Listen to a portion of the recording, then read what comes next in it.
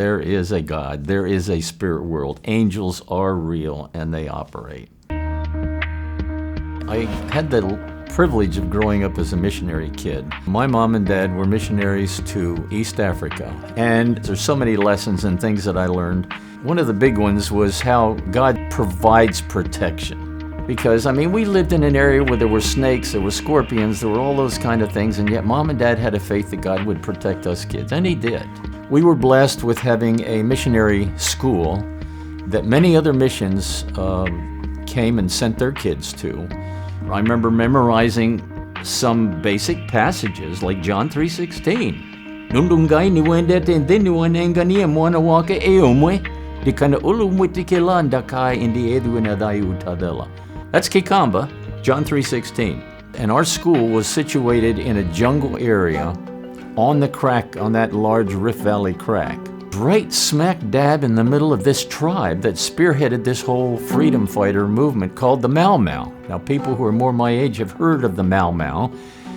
And they were bloody. They were forcing other of the 40-plus ethnic groups in Kenya into a subservience to them in a very bloody fashion. It was a very bloody time during that whole decade. And so what happened was our school had to be surrounded by a 12-foot-high barbed wire fence. And I do remember living inside that barbed wire fence, and we weren't allowed to go more than 500 feet outside that fence during the daylight. And so it came a night when there were a band of about 300 of these bloody Mau Mau ready to cut through that wire and come in and kill and slaughter and move us all out. But what they didn't know was 75 miles away, there was a late night session of the mission that runs that school, having a business session. And it got to be very late, and I've talked with the chairman of that later on.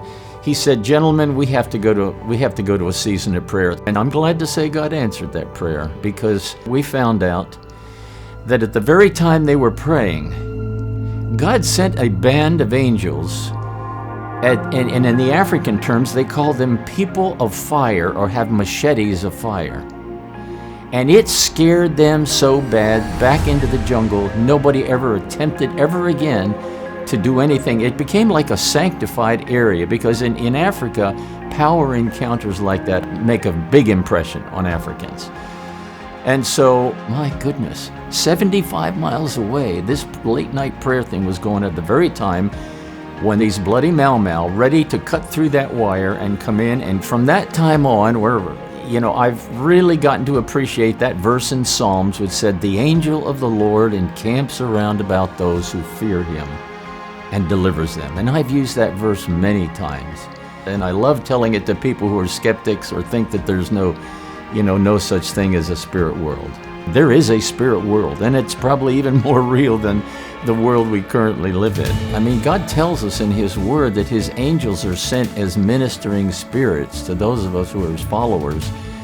And I really take that seriously. And so when you face situations that are over and above you, even every night when you go to sleep, we just pray and say, "Lord, please protect around the area that we are."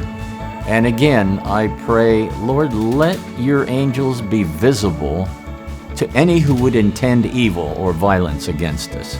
And I'm glad knowing that His angels are ministering to us and around us. And I know the Bible tells us sometimes we entertain angels and we're not even aware of it.